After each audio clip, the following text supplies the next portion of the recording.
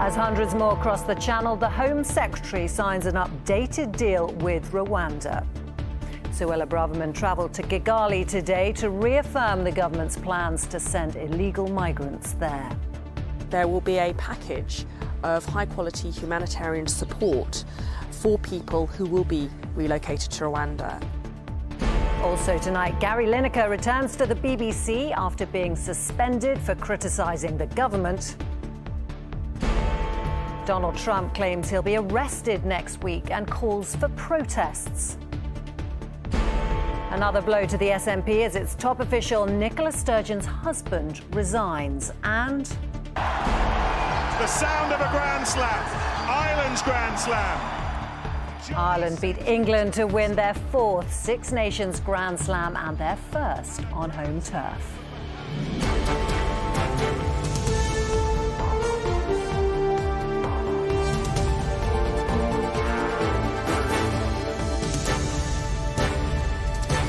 This is ITV News with Romilly Weeks. Good evening. The Home Secretary has travelled to Rwanda today to double down on the government's determination to start deporting asylum seekers there.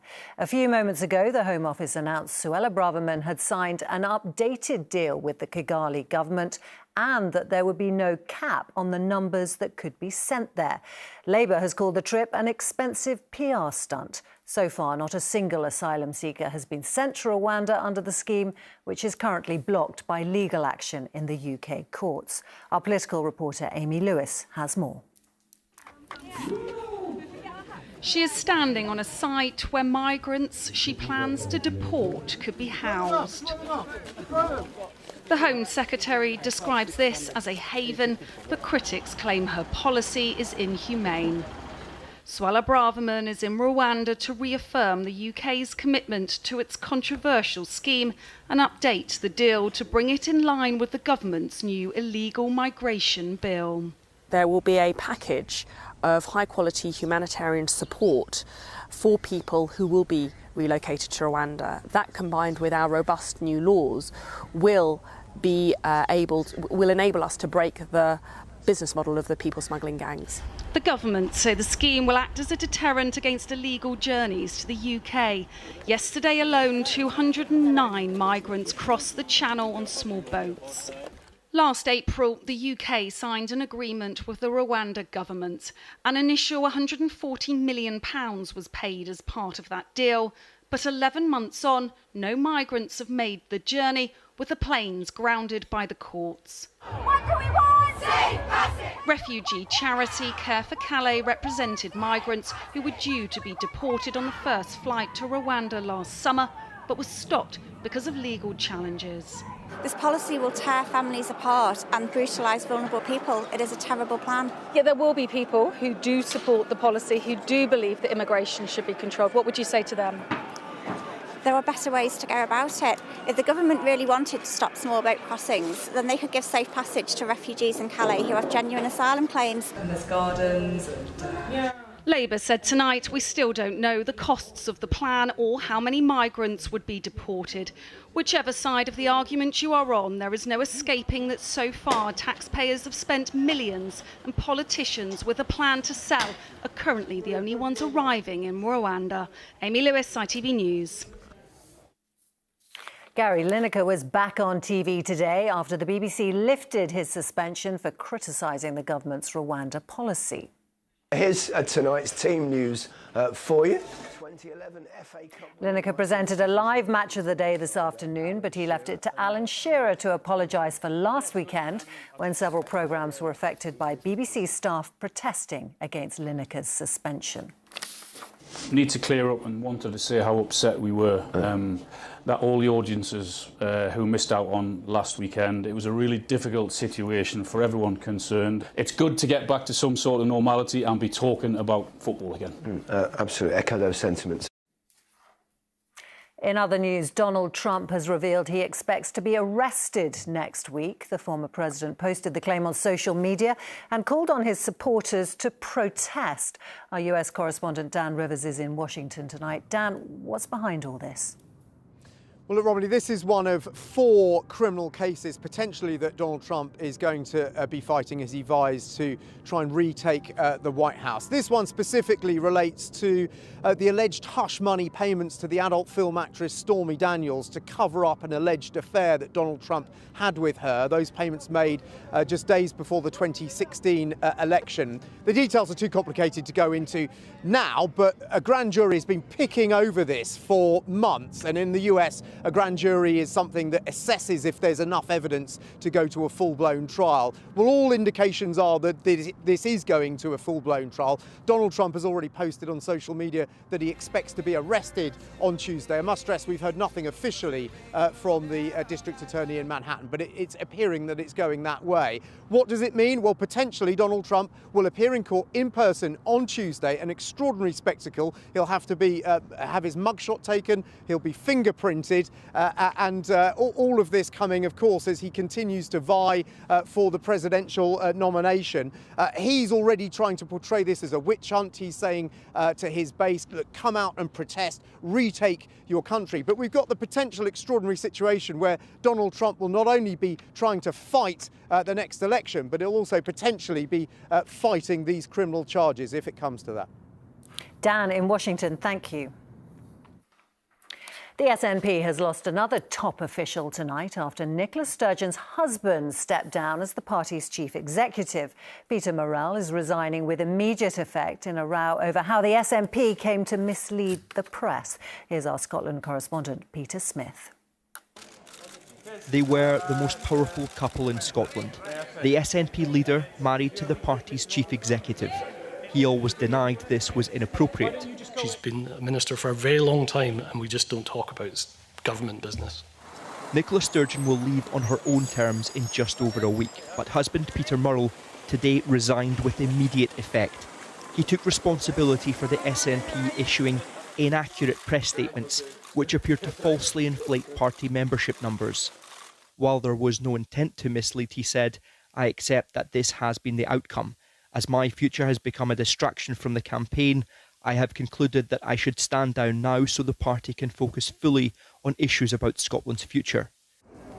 Those false SNP statements concealed that the party has lost a third of its members in just over a year, information that has now been forced out amid a bitter contest for Nicola Sturgeon's successor.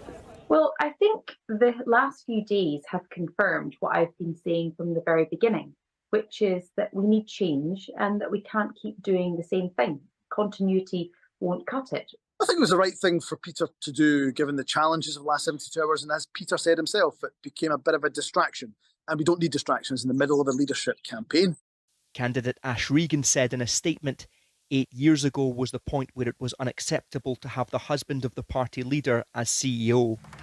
Since Nicola Sturgeon's resignation, Peter Murrell is now the 4th senior figure from her inner political circle to quit. Whoever takes over now has lost their decades of experience at the top of Scottish politics, also must repair the turmoil they leave behind. Peter Smith, ITV News, Glasgow. The Russian President Vladimir Putin has carried on with business as usual despite being charged with war crimes yesterday by the International Criminal Court. President Biden has backed the court's move, as has UK Foreign Secretary James Cleverly, saying its findings should be respected. Emma Murphy reports. He stands indicted as a war criminal. Today, Vladimir Putin visited Crimea, defiant on the land he annexed 9 years ago at the start of his Ukraine incursion. With an international warrant out for his arrest, this is one of the few places he can visit without risk of detention. The charges in Putin's name relate to the alleged abduction and deportation of Ukrainian children to Russia in the months since the start of his so-called special operation. Today, Foreign Secretary James Cleverly, on a trip to Kazakhstan to discuss Ukraine, amongst other issues, welcomed the court's decision. Well, the ICC is a very well-respected, independent organisation. The fact that they feel that they have a strong enough evidence base to bring forward this indictment, I think, is telling. In the United States, President Biden said the court's actions were justified. It's not recognized internationally by us either, but I think it makes a very strong point. He's clearly committed war crimes. Thank you. Within hours of the International Criminal Court announcement, Ukraine was feeling the consequences of Vladimir Putin's response. Continual attacks with missiles and drones landing across the country. They will continue with or without court sanction of the Russian president. Emma Murphy, ITV News, Kazakhstan. Paris banned protests today, but there was more unrest over President Emmanuel Macron's decision to raise the retirement age from 62 to 64. Police once again used tear gas against protesters. It's the third night of demonstrations since the decision was announced. And chaotic scenes outside a court in Islamabad meant an appearance by Pakistan's former Prime Minister had to be postponed. Imran Khan is accused of selling state gifts, which he denies. Finally, and fittingly perhaps on St Patrick's weekend, Ireland are celebrating winning rugby's Six Nations Grand Slam tonight. Andy Farrell's team made it a clean sweep by beating England 29-16 in Dublin, but not without some controversy along the way. Here's Chris Scudder. It was enough to make the toughest of men shed a tear. Ireland had never won a Grand Slam on home soil, so this was tense with a twist. Owen Farrell kicking points for England, threatening to ruin the day for his dad, Ireland coach Andy Farrell. But on the eve of Mother's Day, this was Father's Day. Dan Sheehan settled Irish nerves with a try. To Sheehan, goes! Then English hopes were wrecked by a contentious moment. No malice intended, but Freddie Stewart was in trouble. You have time to turn your shoulder. Direct contact to head is high level of danger. No notification. Red card! Red card! Red card, said the referee, and England were down to 14 men.